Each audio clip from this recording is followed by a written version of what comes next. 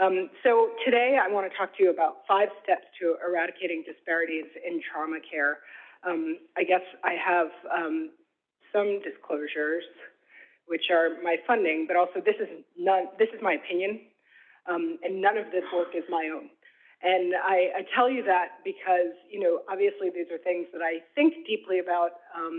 At the Center for Surgery and Public Health, we've done quite a lot of work studying trauma disparities, looking at the problem.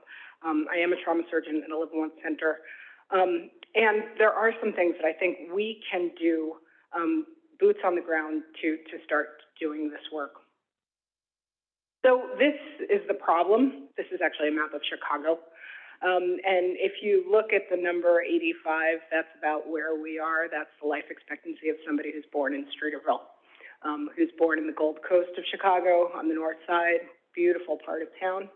And as you go further south, you can see that the life expectancy drops. And the life expectancy of somebody who's born on the far south side is about 69 years. So that's a long time.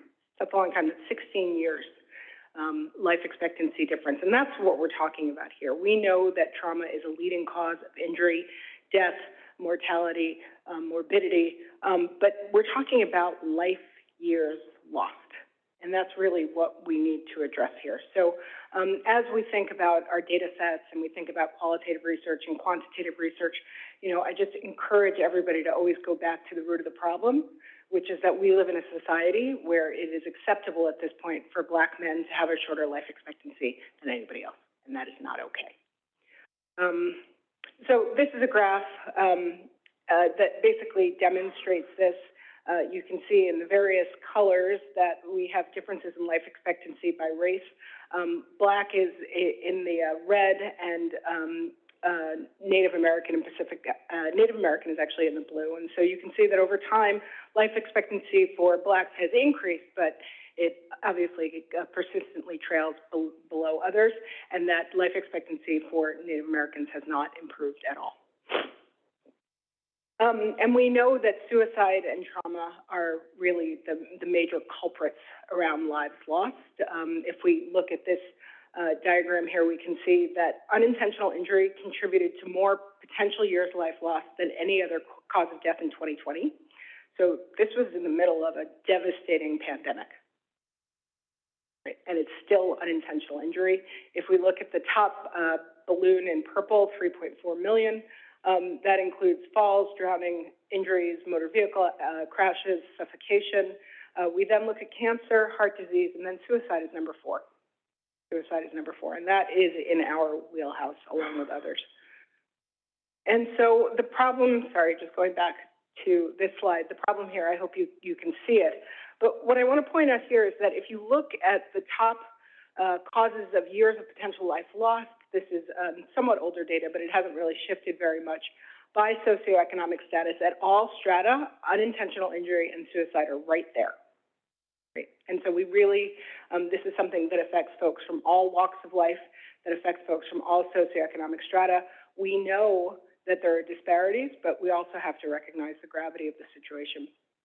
And so if we're looking at a conceptual model for health and health equity, there are kind of 4 pillars that we want to consider. The first is prevention and access. The second is transitions of care. The third is quality of care. And the fourth is post-discharge care. And, as I was listening yesterday, it was amazing to me how all of these themes were coming up over and over and over again. And so what I would pose to this group is that we actually know what the problem is. We know what we need to do. We have to have the courage to do it. And so if we look at prevention and access, for example, firearm violence prevention is really the #1 area where we can make a tremendous difference in narrowing disparities and saving potential years lost, right? Medicaid expansion, right? This is about lives lost. Whatever your politics may be, if you get into a catastrophic accident, right, a catastrophic collision, like you should have some kind of safety net support to get you out of that, right? We have to stop thinking about makers and takers.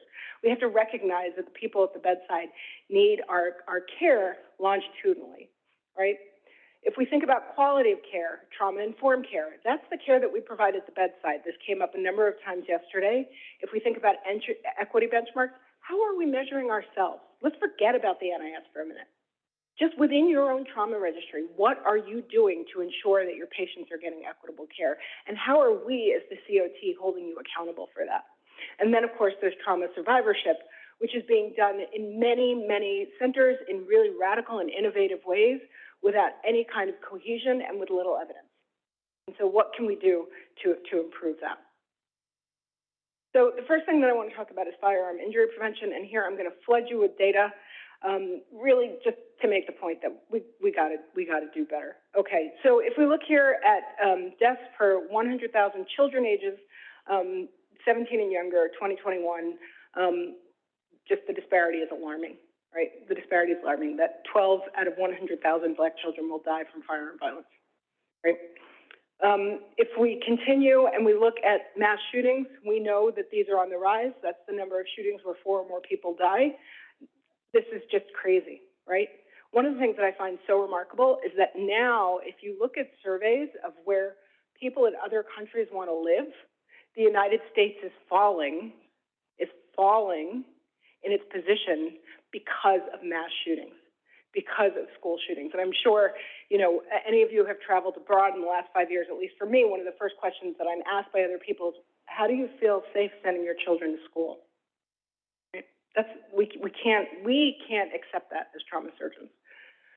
Look here, I know that this is a controversial topic. Eileen and Ronnie Stewart have done some really, and Deb Coles have done some amazing work in trying to bring us all together and bring us to the middle and to really focus on violence as the issue, not necessarily firearms, but to focus on injury prevention, which I think is so important.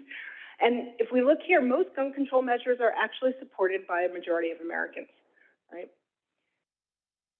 And here we can see that if we look at how strict laws are, the green is the folks who reply in the affirmative, and the blue is the folks who reply in the negative. And in general, do you feel that the laws covering the sale of firearms should be made more strict or kept as they are now? And you can see that the green is consistently higher, right? There's variation there, absolutely. Yes, you know, we're scientists. We know that it depends on how you ask the questions. We know on the study sample, but consistently the data shows that as a country, the majority of us are okay with more restrictions to prevent injury, right? Not necessarily on Second Amendment rights, not necessarily on your right to have a militia, right? Not necessarily on your right to have the government not come into your house, but to prevent injury. And so, today's Joe Saccharin's birthday, as we know, so happy birthday, Joe. But I think if we look here, you know, every day in America, there are 321 lives lost to firearm violence. And if we look at gun deaths compared to cancer deaths, right, we're talking similar numbers here, right? I mean, gun deaths, 43,000, breast cancer, 43,000, right? If we look at the annual deaths for pancreatic cancer, 49,000. Now, when I go to my doctor's office in the hospital where I work, they ask me if I'm a fall risk. I don't know how many of you, they ask me if I'm a fall risk, right? Nobody asked me whether or not there's a firearm in my house. Nobody asked me if I have children in my house. Nobody asked me if there's somebody with dementia living in my house, right? But it's okay to ask me if I'm a fall risk, right? So I think we need to rethink how we are addressing some of these issues with our patients and recognize that we need to treat this like a public health issue, right? We keep on hearing that, but we need to treat it like a public health issue. We can't continue to watch and wait for the CDC to change its mind. We're the ones who have to enact the change. So my question to this group is, if not us, who? And if not now, when? You know, I had the honor of training at Harborview not too long after Larry Gentilino and Jerry Jerkovich did their first work about alcohol screening, and now that's part of routine trauma care, right? We need to be what Mothers Against Drunk Driving was for firearm violence prevention, okay? And so we have the tools. We use them every day. And the reason why trauma is so well equipped to start dealing with this issue is because the people who came ahead of us had the foresight to establish the infrastructure within our major trauma centers to do this work. Right? So we're actually able to do this work and need to start holding ourselves accountable. The second thing I want to talk about is emergency Medicaid and Medicaid expansion. Now, I live in a really blue bubble. I get that, right? I mean, I live in a state where everybody has insurance.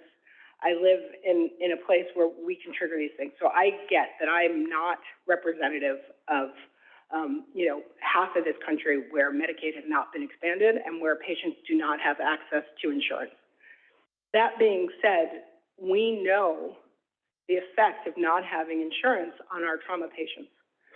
We know that trauma is something that happens unexpectedly and can take anybody from 60 to 0 in milliseconds, right? And we know that if we can help our patients access the systems that they need, the administrative burden of getting Medicaid and getting insurance, that they do better. We know this. So we need to put these things in action in our hospital. And so here's some data. If we look here, more than 2 of 5 working age adults are inadequately insured. So the issue isn't just not having insurance, it's that you have inadequate insurance, right? And if we think that, the coverage gaps in states that didn't expand Medicaid, and this is data from from 2016. But if we look at the distribution of adults with incomes above Medicaid eligibility limits, but lower limits for tax credits, we see there's a huge gap, right? Again, so I'm kind of like skirting the politics here, but this isn't all people who are not working, right? This is a lot of people who are living in this really vulnerable gap, who are subject to all of the social determinants of health that we've talked about, where a catastrophic injury can devastate their family. We also know that medical bills or debt were reported at the highest rates by adults who are underinsured or lack continuous coverage. Again, right? So after you've had your injury, after you get that, $30,000 hospital bill, after you now have debt, it becomes hard to get a job because your credit rating is poor, right? You can't get car insurance. You try to get a car loan. Now your car loan is 9% when everybody else's is 5%, right? This is because of what's happening to our patients when they leave the hospital. We can't ignore that this is a major issue. And of course, unfortunately, like almost everything else, we know that minorities and marginalized populations tend to be more vulnerable to these measures, right? So this is another area of health disparities. This is this number. Does anybody know what this number is? So $247,500 is the average wealth of a white household in Boston. $8 is the average wealth of a black household in Boston. That's amazing, right? So you stub your toe, like you're in big trouble, right? You're in big trouble. That's the reserve that you and your family have, right? And that's what redlining and a lot of the policies that we've talked about have done, okay? So we know that Medicaid expansion has saved lives and reduced disparities for young adult trauma patients. We know that in-hospital deaths have gone down, that between 5 and 81 fewer deaths in expansion states, so that Medicaid expansion saved lives, right? And we know that between 64 and 174 more patients were actually admitted to inpatient rehab. They had access to the care that helps them get back on their feet. And so this was really interesting work. In the effort of time, I'm going to go to this work by Lisa Knowlton, who I know is known to many of you, who's at Stanford, who did some really interesting work looking at the conversion of patients who came into the hospital without Medicaid insurance, Medi-Cal, and then were converted to Medi-Cal insurance. And what she found was that of patients who were converted to Medi-Cal insurance by nurse care coordinators in the hospital, administrators in the hospital, they actually kept their insurance. 70% of them kept their insurance for over a year, right?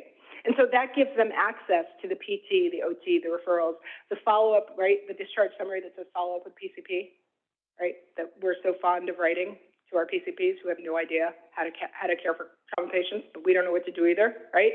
This is what actually gives them access to this. So that is something that we as trauma centers can do, right?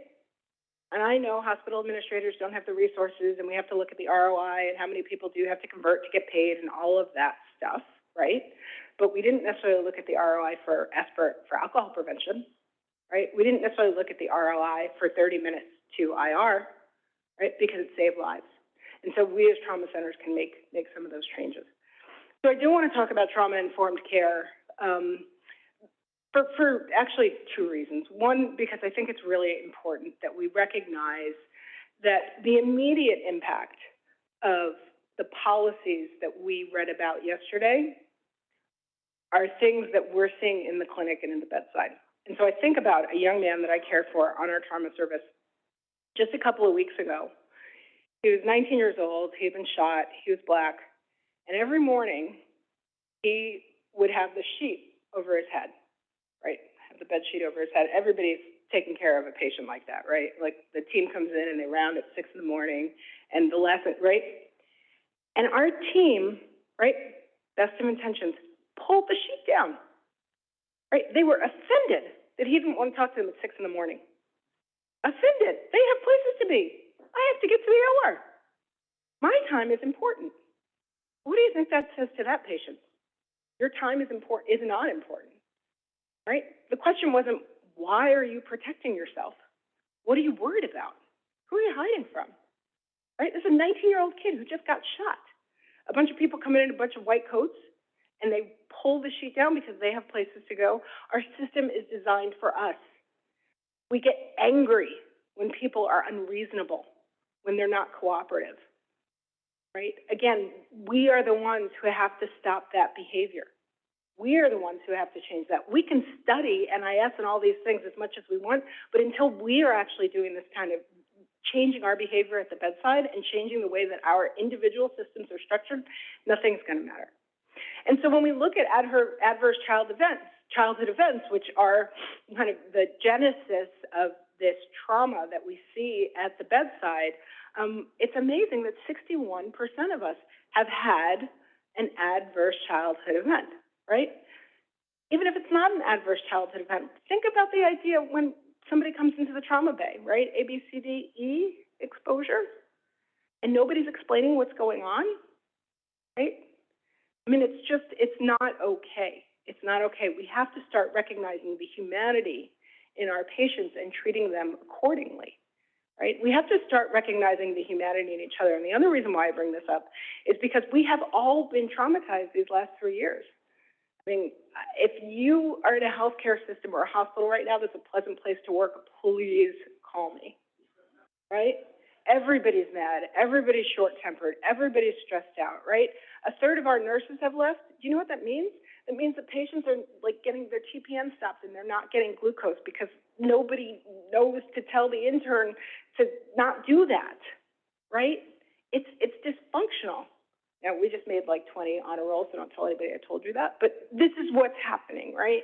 And so it's just really hard to do our jobs right now, and it's so easy to just fall back on bad habits. But we have to stop that, and we also have to treat each other with compassion because we've all been traumatized. It's just too easy to not do that. And so the approach to trauma-informed care is different in that it's not what's wrong with you, right? It's what happened to you.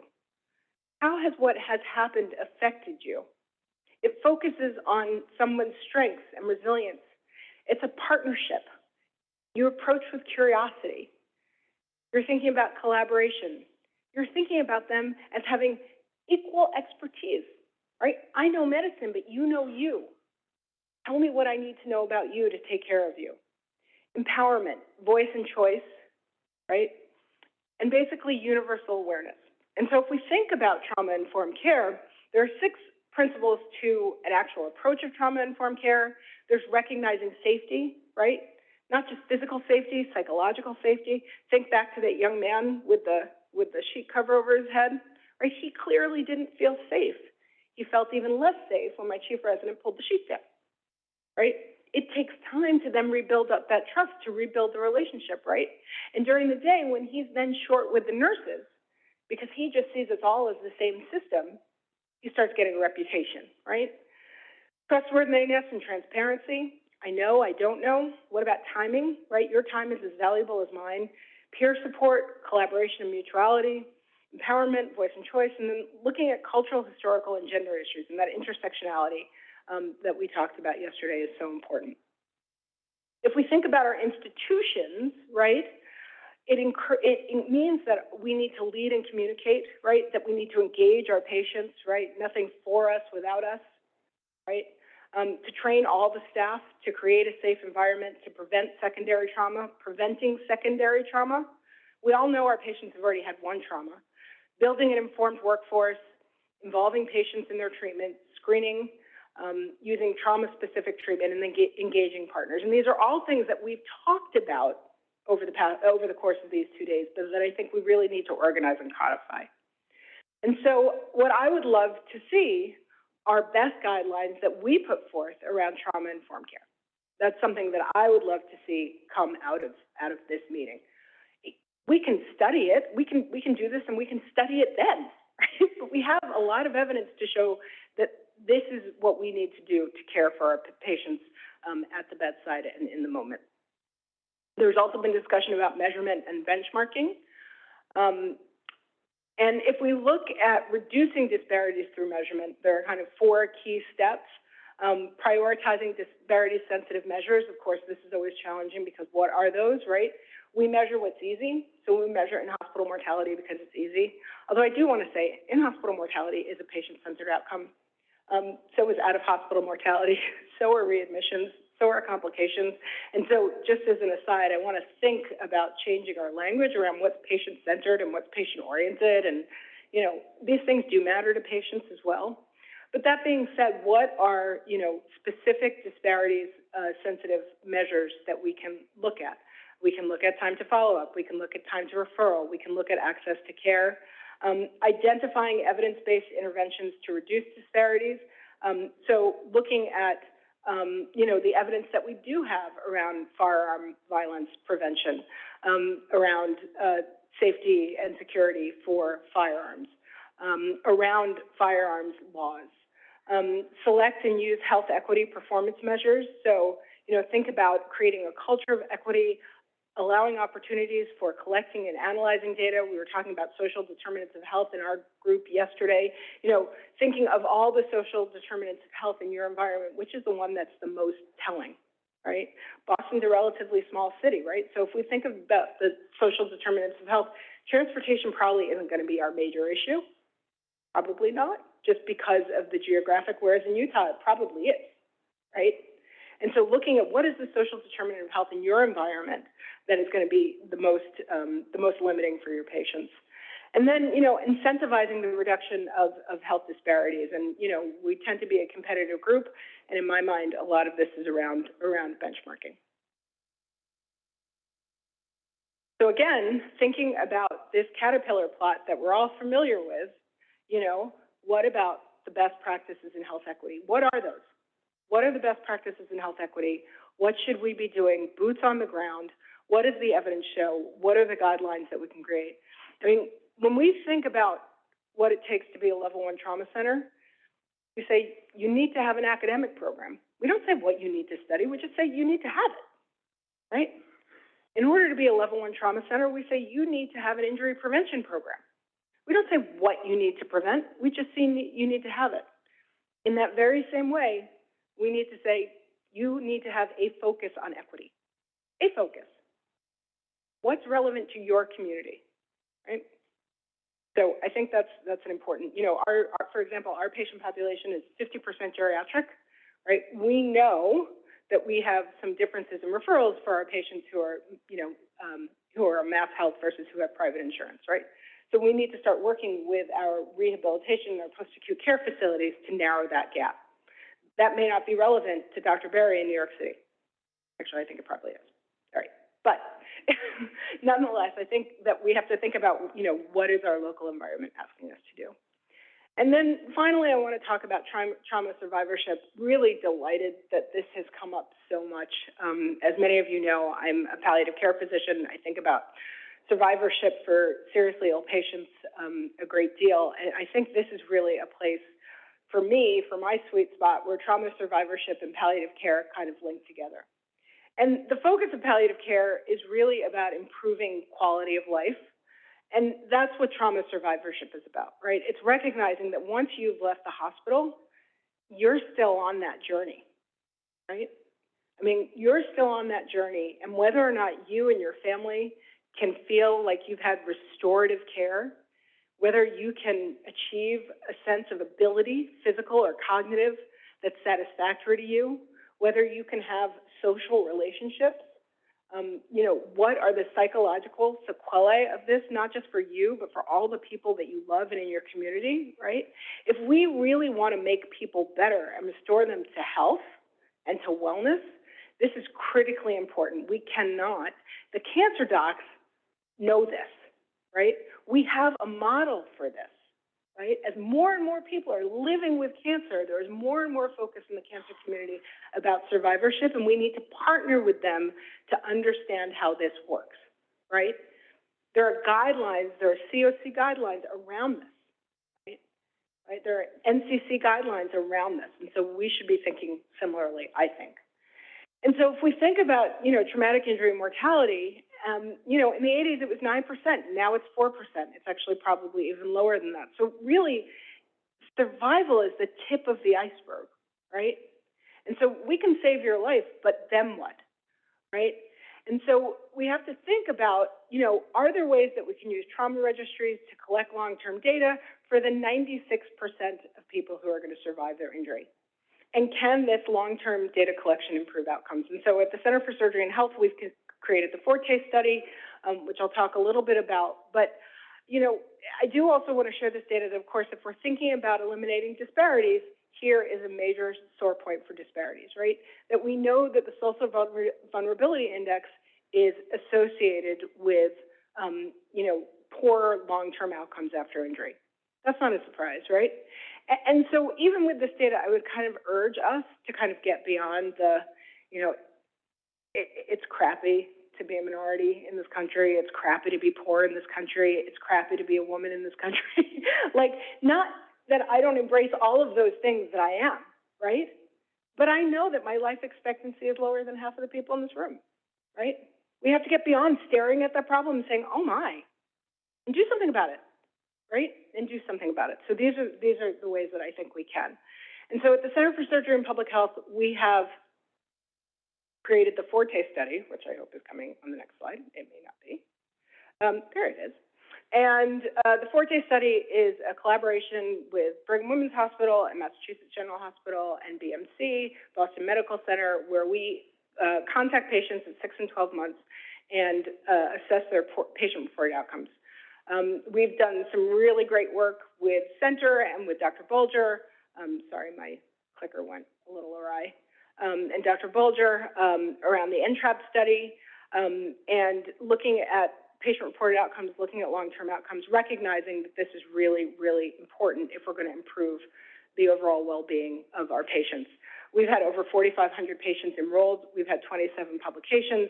This is the largest data set for long-term outcomes in the U.S. And what I would suggest to you is that as reviewers, you'll be critical and say, yeah, but that's only in Boston, right? You're going to be critical and say, yeah, but those are, level 1 trauma centers, and most of our patients don't receive treatment at level 1 trauma centers, so that's not really representative. And I would agree with you. And so what are we going to do about it? What are we going to do about it? What are the resources that we already have where we can start to collect this data? Now, one of the challenges with patient-reported outcomes, patients are busy, right? They're also not representative necessarily, right? Because we know that people who answer surveys are people who have time to answer surveys, right? The data's never going to be perfect. We can continue to parse that, but what we know is that there are disparities and there are differences in who has access to post-discharge treatment. And we know that the type of treatment that they have is associated with return to work and PTSD and sorts of things that are kind of disabling for the long term, right? And so how are we going to start collecting those data within our own trauma centers to understand what is happening to our patients afterwards? So this is just kind of addressing some of that intersectionality that we were talking about yesterday. We know, based on the data from Forte, that there are 6 differences in long-term outcomes after traumatic injury.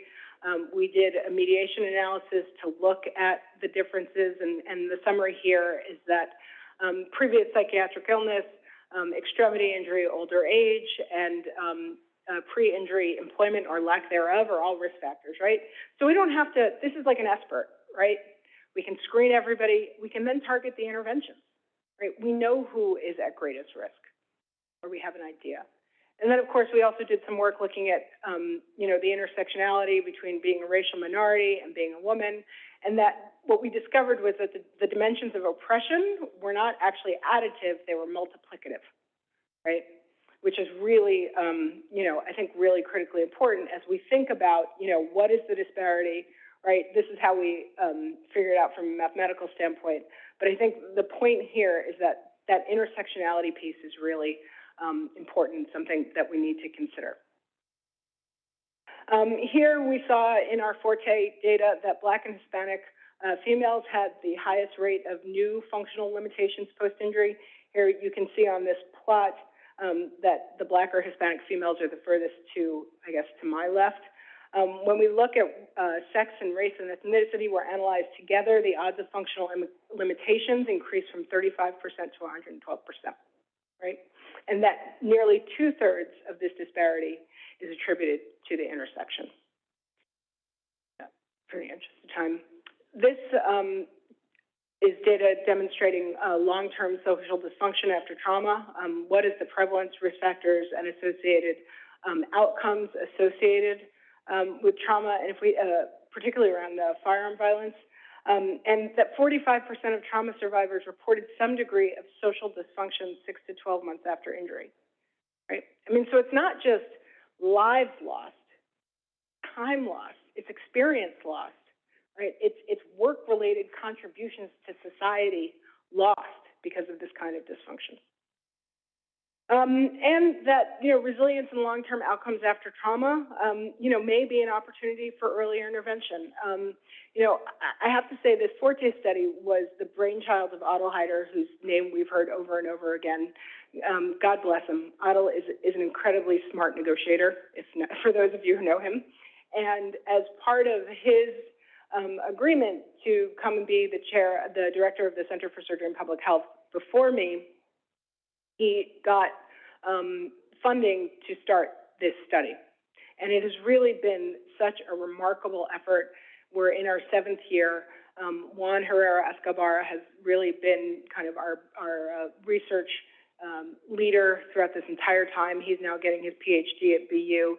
And it's been a tremendous effort to see what a single center can do as we collaborate. We've been able to collaborate, as I mentioned, with the NTRAP study. And so I mention all that not just to acknowledge, the foresight and the commitment and the quality of the work, but also to say that these are things that we can each do in our own environment so that when you're reviewing my paper, you're not saying, oh, it's just Boston.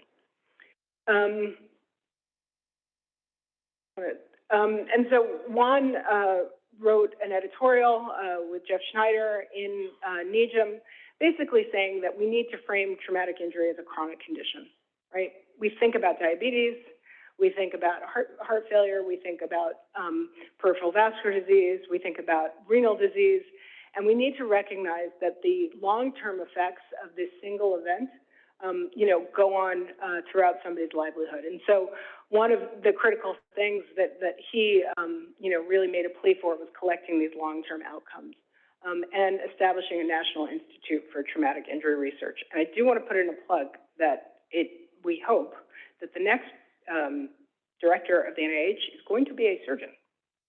And that I see as an opportunity to make the case. So in summary, these are 5 areas where I think that we can act now to start to reduce disparities: firearm injury prevention, Medicaid expansion, trauma-informed care, equity measurement, and survivorship. I do want to just leave with some closing thoughts, which, I think we discussed it in our breakout session yesterday, but I think in a lot of ways we need to question all of our assumptions. One of the things that I brought up is, whether or not level 1 trauma care is the best for everybody. I am a believer in the Scott study. I'm a believer in a lot of data, but I also do a lot of research in geriatrics, for example, and it's not the best. We are set up to stop hemorrhage. That's why we were established. But our patients have different needs now. And so we need to pivot, and we need to recognize that not everybody can be an expert in everything.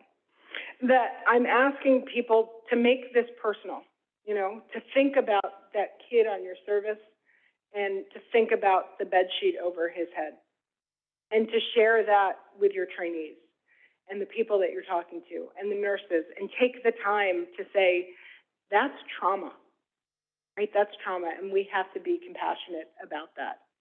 And that will also get around in the same way that your patients are saying, I don't want to go there. You know how they treat us, right? Well, this is what happened to my son when he went to this hospital, to this trauma center. That's our trauma center. We feel safe there because this is what happened to my family.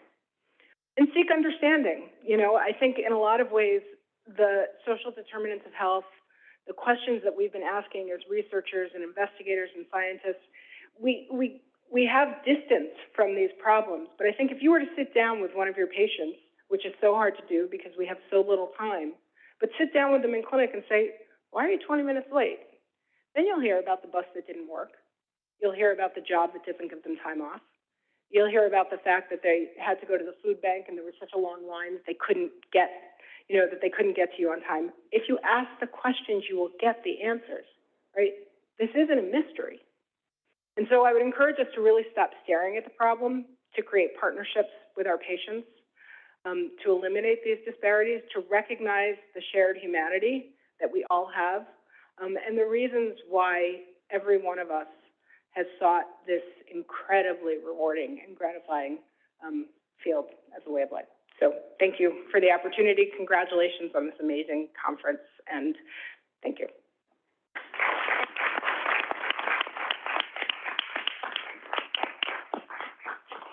Thank you, Dr. Cooper, stay there, please, because I think that we do have some time for questions, and I imagine that there are some questions from the audience. Make sure you push the right-sided button and the red light comes on. There you go. Thank you so much for such an incredible talk, and I agree it was a very energizing way to start the morning. My question is related to the Forte study and collection of long-term outcomes. And you mentioned you're talking to patients at 6 and 12 months. What do you do at your center when you identify a problem, when they haven't returned to work, when they do have chronic pain?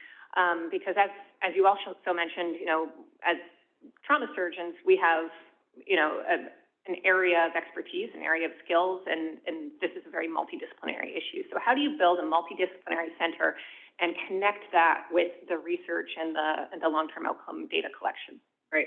So, you know, I was a good intern, so I don't have the answer to that, but I'll find out. I think what I mentioned to Pam, I don't see her, but I would love to see a conference like this exactly about that. You know, because as we're saving lives, our patients need more than what we can provide. We're all strapped, right? You know, it would be wonderful if we could all have a dedicated social worker and care coordinator and patient navigator and violence injury specialist and all of these things. And so how can we corral our efforts to create something bigger than ourselves? I mean, I think we really need to do that, and I think we need to get support from the cancer community to help us do that. It creates a lot of moral distress. It really does. We have a psychiatrist who is part of the Forte team, and so that's where we can, you know, refer patients who have kind of immediate medical issues related to mental health. We do have kind of emergent resources for people who are in immediate needs of homes, but for the vast majority of patients who are just barely hanging by a thread, we don't have enough. We don't have enough.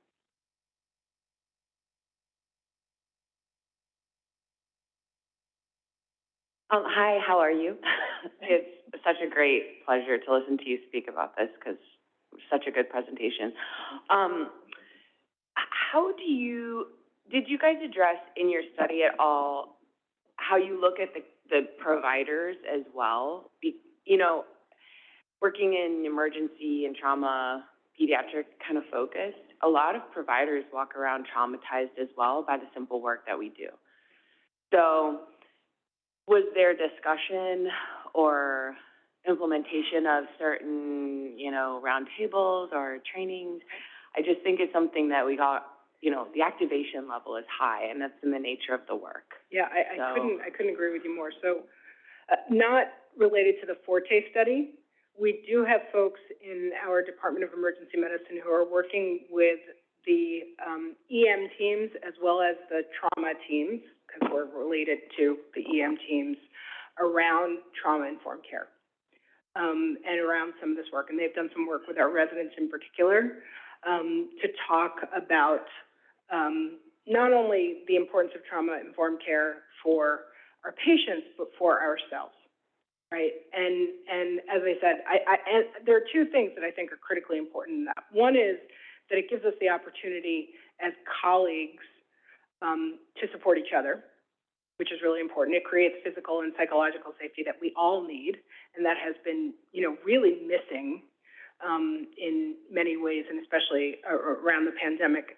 I also think it's restorative for us because, you know, if you go back, and I've looked at it, to the essay that you wrote for medical school or nursing school, or, you know, when you applied to, you know, get your MPH, it was all about the patient and the relationship and kind of that connection. And that is medicine. Healthcare is taking that away from us, but that is what medicine provides, and that is what we need to feed our souls. And so I think this is an important framework for us to all learn for very selfish reasons. So I couldn't agree with you more. And that is part of the reason why I'd like to see, you know, the ACS and the COT start looking at this more carefully, because I think if we're thinking about wellness and well-being and resiliency of our workforce, I think it's important. Very. That was a fantastic talk. Thank you. My question is, we focus on the solutions to health equity and achieving health equity for our patients. What are some of the strategies and stuff we're dealing with the resistance to this work? The resistance. So, yeah. So I think the question was, as we're thinking about health equity, how do we deal with the resistance? Is that? So we have to think about where the resistance comes from, and I think a lot of it comes from an idea of scarcity, and a lack of safety on the part of, you know, kind of a variety of individuals, right? And that fundamentally there are kind of parts of the American culture and ethos that teach us to think about zero-sum game scarcity, right? And so this is about getting to yes, right? So what's in it for all of us, right? I'm not going to take anything away from you, but what's in it for all of us? And I guess one of the things that I didn't, you know, everybody's seen that equity, you know, little kids on a box, right? And they're standing outside of the fence, and they can't see, and so everybody has a different need, right? But I think the key thing to remind us all of that is that by giving one person 2 boxes, it didn't mean that you lost your box, right? You could still see. And so I think we have to look for opportunities to kind of point that out. I think a lot of it is just, it's not just fear of change, it's fear of what am I going to lose? And I think we really have to start making it clear that everybody wins here. Hard to do. Some people are just going to have to retire, but hard to do. Dr. Webenmeyer, do you still have a question? And then we'll go to Dr. Coles. Yeah, thank you for that talk. I was just reflecting on something you said about leveraging, you know, the resources we have around us. And then also I was reflecting on some of the things I heard from some of my colleagues here at this meeting, how they've been able to leverage. So I think there's got to be a place where we can tell our stories, our success stories of how we've made small inroads rather than wait for the new policies to be enacted or the Joint Commission to tell us to do something else, you know. So just one quick story. At Iowa, there's this upstream clinic that works with high-risk OB patients. And because in their myopic vision, they weren't given a social worker, they employed medical students to screen those patients and give them community resources. So there are resources at our fingertips, and maybe we just all have to share those. Yeah, I couldn't agree more. Actually. Now I'm thinking about a bulletin article, actually. I don't want to write, but maybe somebody here will. But I think that's exactly right. I mean, we can't wait for the policies, you know, and we can't even wait for the COT. I mean, there are opportunities just like that, and there have been some really effective surgical clinics. You know, there's one at Penn that isn't focused on trauma, is focused on general surgery, but has leveraged the business school, the social work school, the nursing school, the medical school, to do all of this incredible work with patients that, you know, we can't necessarily do otherwise. You know, again, this isn't, we can't necessarily pay them, but they get credit for it. You know, I mean, what are the resources that we can leverage to get our patients what they need? So thank you for sharing that. Dr. Coles. Just curious what you think comes after the Forte study, and how we, you know, really start to really measure the impact that we could have in people's lives and economic impact and all the other factors. Yeah, no, I think that's a great question. And, you know, we have applied for multiple R01 grants around this. And I think this is actually a really important lesson. We've applied for multiple R01 grants around this, and we haven't really been able to move the needle. And I think there are two key reasons. One, because we're already doing it so well that why are they going to fund us, right? And two, because they're also asking, so what's next? We fund you for 5 years, blah, blah, blah. And so that's why I think we need to take it upon ourselves as a trauma community. It doesn't have to be perfect. It doesn't have to be every trauma center, right? But what if Boston and Seattle did it, right? What if Boston and Seattle and Las Vegas did it, right? Then we have some geographic representation, right? What if, you know, the Forte study is run by one, you know, pre-PhD at this point, and when he first came, he was a medical doctor who did not have a lot of public health training. He's brilliant, Dr. Herrera Escobar, who's known to many of you. He's brilliant, and a bunch of medical students and RAs, you know. This is a fascinating opportunity for people. So again, what can we leverage? It's not going to be perfect, but if we think about the NIS, right, and we look at the state databases, every state collects something different, right? They're still doing it. It's still data. And so I think that our, you know, perfect is probably the enemy of good in this one. And if we can agree on, you know, what are the 5 measures that we're going to use, what are the 2 to 3 time intervals, and, you know, how are we going to, you know, enroll patients so we know that it's equitable and that there's some consistency to it, it would be a place to start. Great. Great. Yes, I never want to leave out Cleveland. My apologies. Right. So I agree, Deb. It's really, it's complicated, but we do have enough, even in this environment of scarcity, we do have enough trauma systems that have a little bit of wiggle room that can do, I'm looking at NYU, right, that can do some of this long-term data collection that would be really informative for our patients, I think. And just before we maybe take one more question, just to put in a pitch for Safer Trauma, that's one of the ideas behind organizing this symposium, is to get people together to do exactly what you were saying, that maybe Las Vegas and Boston and Texas can all get together on something, and that so network and think creatively about what we can do. I think we do have time for one more question, if anybody has one. Yes, if I can just follow up in that comment. And again, you know, Eileen, I look to you for a lot of things, but you are always in the hot seat. That's because you're so good at so many things that you're in charge of everything. So forgive me. But I'm just thinking, like, wouldn't it be great for AAST to have a panel about how to collect long-term outcomes? Like, you know, or to really focus on it so that we can, you know, in the next program, in our next meeting, so that, you know, and also how to set up a survivorship clinic. Those kinds of practical skills for moving some of this work out. Right. Final question. Awesome. Thank you again so much for your talk. So many wonderful conversations that we've all had.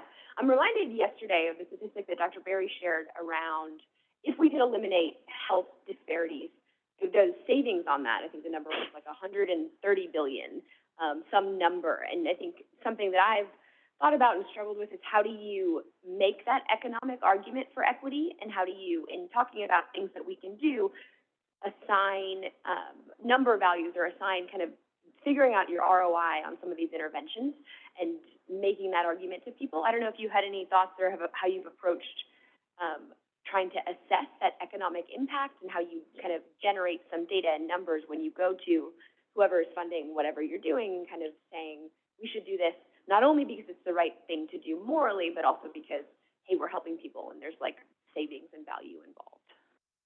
So I think that's a great question, and I think, part of the reason why healthcare is such a difficult area to do a lot of these things is that the cause and effect and the ROI are indirect, right? But for many of our institutions, we are, for example, anchor institutions in our community. We need to demonstrate that we are doing things for our community with respect to employment, with respect to, infrastructure, social determinants, those kinds of things. It's hard for me to think of better exemplars than trauma and the work that we do, right? And so, those are opportunities to figure out what are the C-suite folks worried about, right? So that's one thing that they're worried about. Because the ROI is not always going to be there. A lot of it is about cost savings, and as we are in this healthcare system that is constantly thinking, is any minute we're going to start moving to value-based care, but right now we're still fee-for-service. That kind of population health argument doesn't necessarily work for all systems. For systems that are state-funded, that are state-run, that kind of argument can be very, very helpful. So I think it's a matter of knowing, what are the obligations and responsibilities of the people who are, doling out the money.